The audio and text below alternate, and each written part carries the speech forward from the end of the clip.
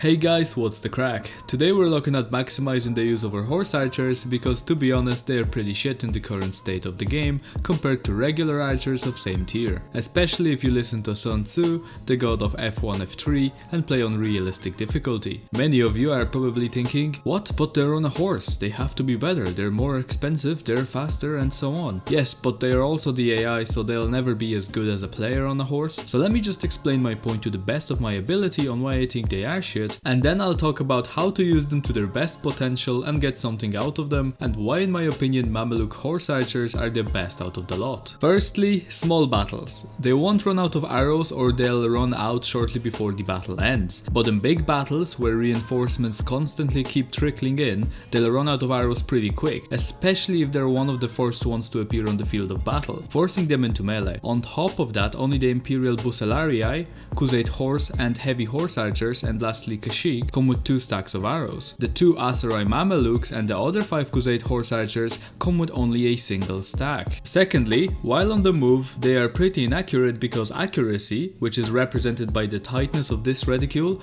drops or widens by a good margin, resulting in footman archers being able to hit more shots, since units standing in one spot don't get that accuracy debuff. In my last video I showed a shot from my post-battle screen where a smaller group of archers was able to inflict more casualties than a larger group of horse archers. And as of beta patch 1.4.2, this still constantly happens where regular archers outperform horse archers, given that your infantry doesn't break. Thirdly, they're more expensive to recruit, as most of the time you need to throw in a horse and a warhorse on top in later tiers, and you need to have horses in the first place. It's not like you can find them everywhere, they're not Pokemon after all. In late game, when you have plenty of fiefs, workshops and or caravans, it doesn't really matter since you're ridiculously rich. However, early game when you're a homeless bum with little funds, splashing out 150 to a grand on a horse is a lot of money. The upside is that horses or cavalry don't consume extra food or cost more to upkeep in your party compared to footmen of same tier,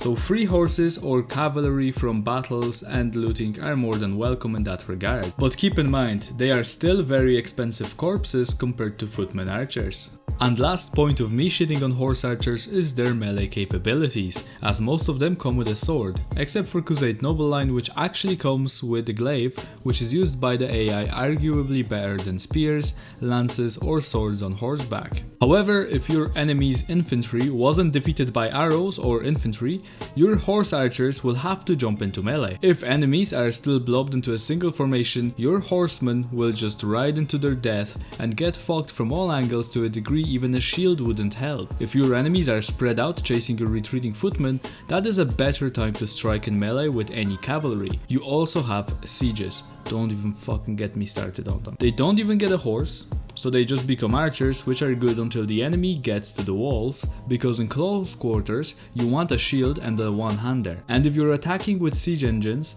you don't even get to control them as a separate group, since they get mixed into 3 blobs of everything you have, 1 for battering ram and 2 for siege tower each. And if you try to separate them using F7 into different groups, it's a hit or miss, since it takes an X amount of random soldiers from the original group you're splitting from, so you end up with a mix of archers and infantry, which is useless for infantry standing out in the field with archers.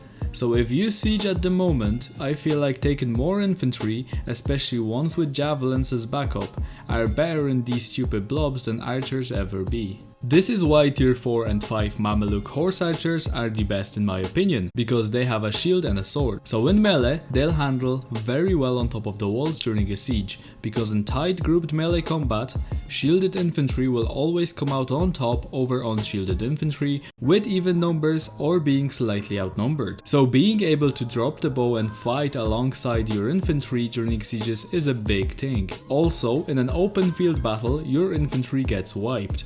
You're out of arrows and you're not cheesing the retreat mechanic and your enemies are still blobbed instead of all over the place, you can dismount the Mamelukes en masse and attack without a problem as a last ditch effort, which will work better than charging into spear infantry on horseback. But this is me speaking from my experience constantly playing on realistic difficulty with challenging combat AI. Obviously, if you play on easier difficulties, your men will wipe the floor with your enemies even if you make tactical mistakes or are are outnumbered and spam F1 F3, since your men count for 2 or 3 enemies at even tiers, depending if you're playing on easy or very easy, but if you play on realistic, in combat value it's generally 1 for 1.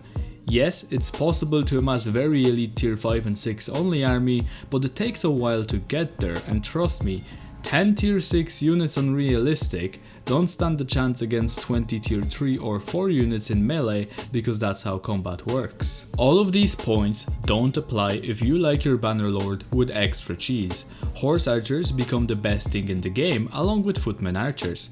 What I mean is that as soon as your horse archers run out of ammo, you can retreat and attack again without repercussions. Then it doesn't matter how much ammo they have, how accurate they are, or how well they fight in melee, because they'll never run out. And if you keep retreating and attacking, who cares if you miss or not, if you're going to come back with more arrows. And you can do this in siege defense as well, which doesn't happen often, but it's still an option. I even made a short video on it with a link in the description if you want to see how it looks. However, if you think that's unfair to abuse the system and think it's not the right way to play the game or any other reason, that's fair. Then just keep the points I said earlier in mind. I personally like to abuse the system because I like playing on the hardest difficulty, and I'll take any advantage the game gives me.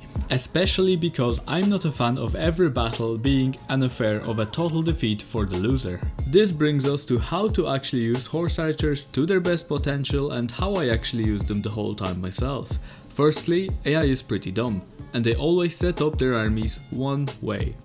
A line of infantry with a line of ranged infantry behind and their flanks protected by 2 units of cavalry. If your enemy has ranged cavalry, they'll send them out first no matter what, when they're attacking or when they're defending, so be careful of that. So I set up my men into 2 lines, one of infantry made up with large shields and a second line made up of shock infantry, just to give them that extra oomph when we get into melee fighting. But you don't want them in a straight line, but have them slanted towards your archers and horse archers, which are going to be placed a bit back on the flank. When the AI attack, they always charge, meaning they'll attack the closest group of units to them, and we always want that to be our infantry, and they'll always attack the center of the formation. If you place your horse archers too close, they will get targeted by the cavalry on its opposing flank, and we don't want that to happen by any means, because that means going into melee combat. Our archers and horse archers will always have a better angle to fire into enemy units and decrease the chance of hitting friendly units, and that's pretty much it. You can naturally use archers instead of horse archers as well, but I like to charge my horse archers at the end of the battle for some extra XP from cutting down retreating foes. The only downside to this particular tactic is that your infantry will most often get their ass kicked. I'm sorry for this being a short video, but I was trying to do some more Warhammer 2 content, but after days of recording and editing I wasn't happy with it. I even had a nice thumbnail ready, but eventually I scrapped it. Also was busy with a couple of other things, and if you're wondering, massing ranged units with the retreat cheese is currently the most effective way to play the game at the moment, without a doubt. Anyway, having said all that, have a great day guys, and see you in the next one.